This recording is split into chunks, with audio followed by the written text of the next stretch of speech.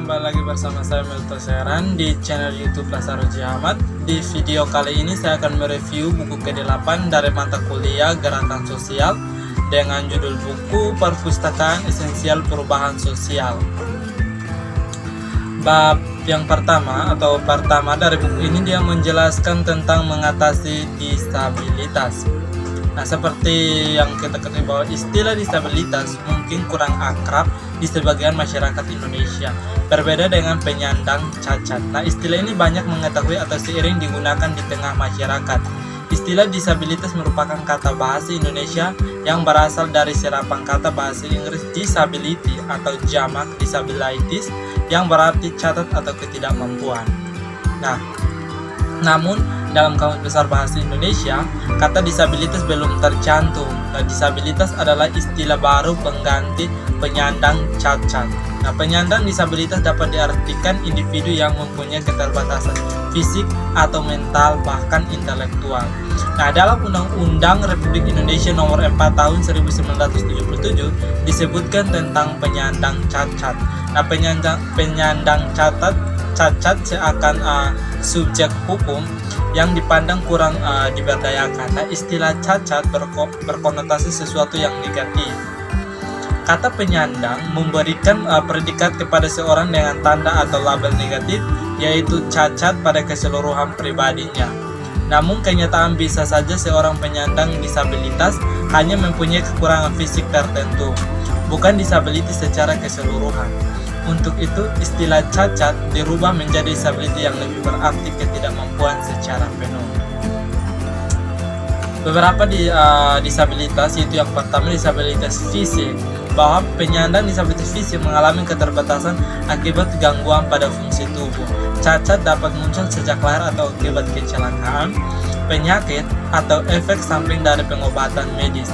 Beberapa jenis antara lain lumpuh, kehilangan anggota tubuh akibat amputasi, dan cerebral palsy. Yang kedua, disabilitas sensorik. Nah, disabilitas sensorik adalah keterbatasan fungsi panca indera. Yang termasuk jenis disabilitas ini antara lain disabilitas wicara, rungu, dan netra. Yang berikut disabilitas mental. Penyandang disabilitas mental mengalami keterbatasan akibat gangguan pada pikiran atau otak. Nah, salah satu cara menangani disabilitas mental adalah dengan tidak menempatkan mereka pada kondisi yang rentan menimbulkan stres atau tertekan.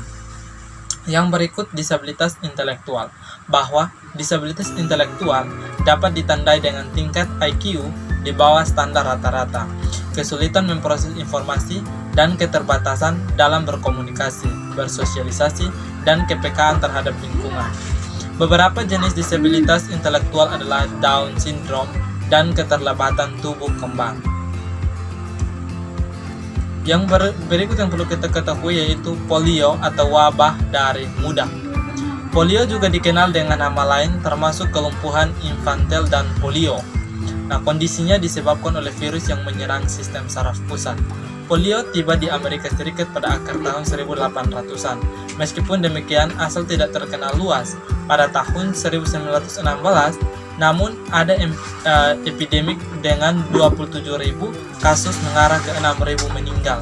6 penyakit itu sangat kejam seperti yang terjadi biasanya kaum muda antara usia 5 dan 9 tahun. Menurut Dr. Jansal mengembangkan polio vaksin pada tahun 1954 yang membantu memberantas penyakit di Amerika menyatakan dalam beberapa tahun. Yang berikut bahwa mobilitas terbatas atau orang dengan disabilitas tinggal di rumah. Selama tahun 1980-an dan sebelumnya, banyak orang Amerika penyandang cacat menghadapi dari kesepakatan masyarakat.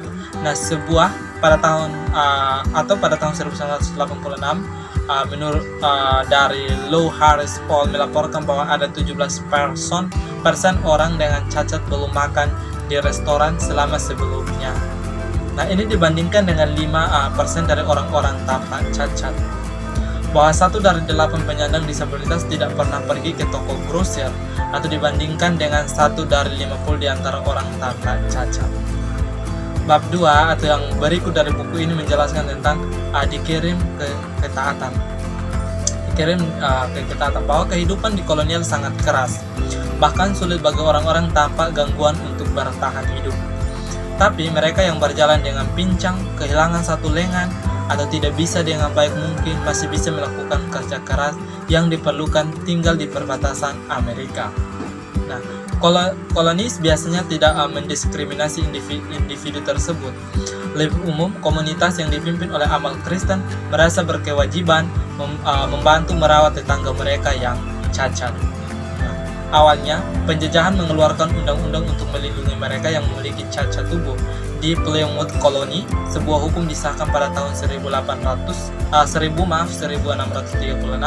untuk memenuhi kebutuhan mereka yang tidak lagi mampu bertubuh atau mampu bekerja.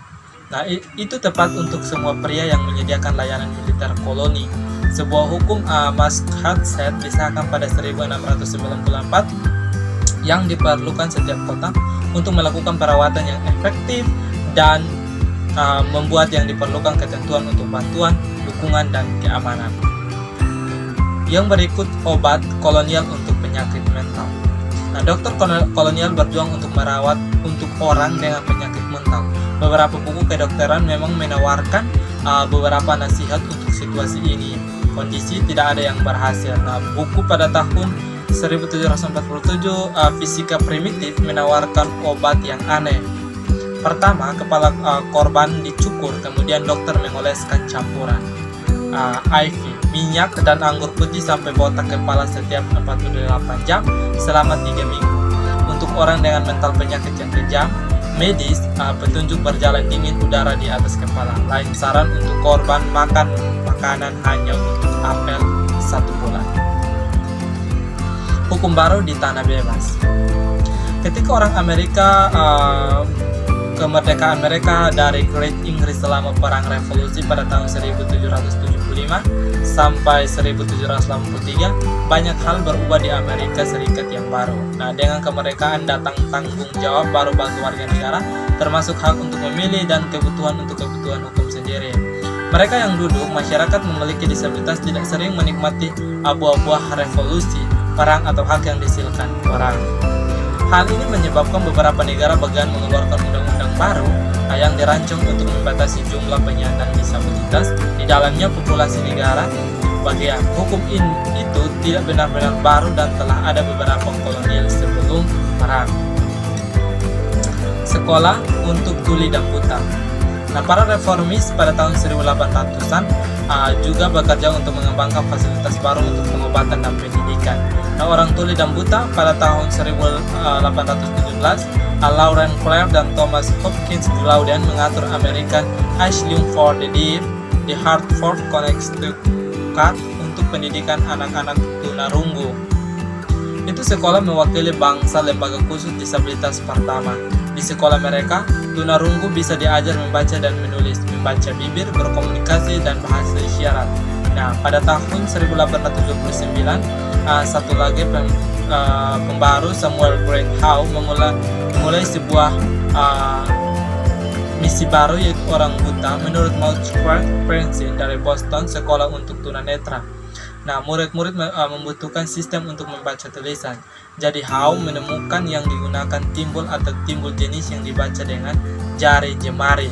Nah, itu disebut type Howe atau jenis garis Boston. Perskin digunakan sistem Howe sampai penemuan dari Braille. Berdasarkan Fires titik, Braille adalah sistem yang lebih mudah menggunakan. Sistem Braille dulu diterbitkan pada tahun 1829 oleh Louis Braille, seorang pemuda Prancis. Bab 3 atau yang berikut dari buku ini menjelaskan tentang bangkit disabilitas lembaga perubahan dalam lembaga. Selama setengah abad setelah Perang Saudara, sekolah untuk tunarungu dan buta meningkat secara dramatis. Banyak Amerika di tempat kecepatan baru pada pendidikan selama dekade terakhir 1800-an, dan dengan kecepatan di atas pendidikan bisa meningkat hidup mereka juga. Inovasi baru di prostesis bahwa Perang Saudara menghasilkan banyak veteran penyandang cacat. Sebagai hasilnya, perubahan melihat yang baru pasar untuk prostesis dan khusus perangkat untuk orang-orang dengan perang cacat terkait. Lulusan wanita pertama, bahwa pada tahun 1893 Agatha Teagle menjadi lulusan perempuan pertama di Gallaudet Tigel telah menjadi tuli pada usia 7 tahun. Dia mengidap meningitis tulang belakang. Nah, saat di Gaulet, dia adalah termuda dari 8 wanita gerakan. Nah, Tigel melanjutkan ke mengajar di sekolah Minnesota untuk tunarungu, tempat dia bertemu dan menikah dengan Olof Hansson, seorang pribumi orang Swedia dan lulusan lembaga Minnesota pada tahun 1910. Dia adalah Presiden Nasional Asosiasi Tunarungu untuk banyak tahun. Agatha Tigel Hansson dan suaminya tetap menjadi pemimpin komunitas tunarungu. Era progresif. Selama 20 periode pertama tahun 1900-an, orang Amerika mengalami era banyak perubahan sosial dan politik. Periode ini kemudian dikenal sebagai era progresif. Banyak besar orang mendukung politik reformasi, termasuk undang-undang baru yang melindungi pekerja, perempuan, anak-anak, dan lainnya. Tidak ada imigran dengan disabilitas. Bahwa gelombang besar imigrasi dari Eropa datang ke Amerika Serikat selama beberapa dekade sebelum dan setelah tahun 1900-an. Nah, undang-undang federal yang baru dipertahankan keluar dari penyandang cacat itu. Undang-undang imigrasi tahun 1882 ditolak pintu masuk ke orang gila, idiot, atau setiap orang yang tidak dapat menjaga dirinya sendiri tanpa menjadi biaya publik. 9 tambahan hukuman nasional yang menolak individu dengan cacat imigrasi diluluskan teratur antara tahun 1890-an dan 1910. Sterilisasi paksa. Di tengah perubahan positif awal tahun 1900-an, namun ide gelap mulai beberapa orang Amerika penyandang disabilitas dipaksa sentralisasi. Beberapa orang, bahkan beberapa ilmuwan dan dokter, percaya orang dengan fisik kecacatan tidak diizinkan untuk memiliki anak. Nah, pemikiran itu yang mungkin bagi penyandang disabilitas juga menderita mental atau moral, bahkan cacat. Yang berikut pekerjaan Bukantin Cubs, orang Amerika cacat veteran. Pada tahun 1920, veteran Perang Dunia Pertama menetapkan Amerika penyandang cacat veteran yang dikenal dengan sebutan DAF. Kelompok itu tetap di pusat perjuangan para veteran terluka oleh perang mulai 1920-an. Pada tahun 1932, lembaga non-profit organisasi ditunjuk oleh Kongres sebagai suara resmi bangsa cacat masa perang veteran. Nah, satu organisasi ini masih menjadi kuat dan di tahun 2010-an mencapai 1,2 juta.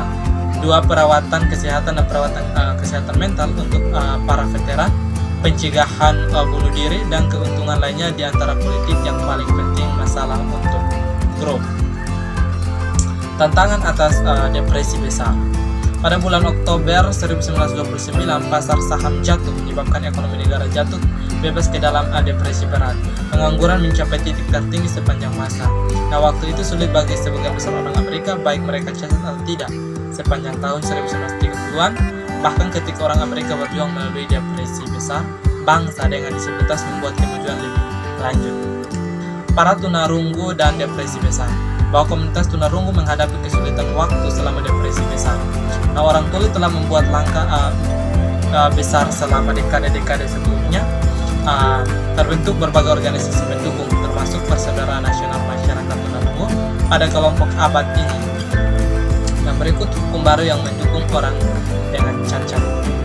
Nah, selama sebagian besar tahun 1930-an, pemerintah federal tidak melakukan pengambilan langkah serius untuk memberikan kesempatan kerja untuk penyandang disabilitas. Tapi hukum disahkan berikan mereka keamanan. Pada bulan Januari 1935, ada pembicaraan kepada Kongres Presiden Roosevelt meminta undang-undang baru untuk membuka berbagai kelompok orang Amerika, termasuk warga lanjut usia. Tongkat putih dan klub singa. Bahwa kebanyakan orang Amerika sudah terbiasa untuk melihat orang buta berjalan dengan tongkat khusus. Nah, tongkat ini mulai populer digunakan oleh bagian dari putih pertama bangsa hukum tebu pada tahun 1930. Hukum itu menjadi penyebab favorit dari Lions Club, grup sosial pria. Beverly Alliance membantu lihat dari bagian tata cara kota di tahun 1930 yang diambil semua orang untuk penyerahan kepada siapa yang membawa putih tongkat menandakan mereka buta. Yang berikut polio, perang, dan tampilan baru. Selama masa kepresidenannya, Franklin Roosevelt membantu mendirikan Yayasan Nasional untuk Infantile Kelumpuhan. Nah, organisasi ini didanai secara pribadi. Ini menyediakan kaki kawat gigi, kursi roda, dan lainnya perangkat untuk kaum muda berjuang dengan polio yang keluarga tidak bisa membeli sendiri peralatan tersebut. bahaya perang. Seperti semua perang Amerika Serikat, konflik seperti Perang Dunia II diproduksi puluhan ribu veteran yang pulang ke rumah dengan disabilitas karena luka dan hubungan dengan militer kecelakaan. Perang Dunia Kedua dan rumah sakit jiwa. Perang Dunia II juga mengubah keadaan rumah sakit jiwa di Amerika Serikat selama perang. Laki-laki tidak mau memperjuangkan filosofis atau alasan agama bisa diklaim satu penentang hati-hati. Independen gerakan hidup hukum rehabilitas lainnya. Untuk membantu individu penyandang disabilitas mempersiapkan diri untuk hidup di arus utama masyarakat, pemerintah berkembang lebih rehabilitas program. 2 perang dunia plus depresi besar telah berubah secara serius peran pemerintah dalam kehidupan orang penyandang cacat. Nah, sepanjang daftar layanan rehabilitas dibutuhkan, salah satu hukum tersebut disahkan selama administrasi dari Presiden Lyndon B. Johnson. Paket sangat mahal program sosial yang disebut Masyarakat Hebat disertakan amandemen rehabilitas kejuruan tahun 1965. Sekian penjelasan singkat dari saya mengenai review buku ke-8 dari mata kuliah Gerakan Sosial. Sekian dan terima kasih.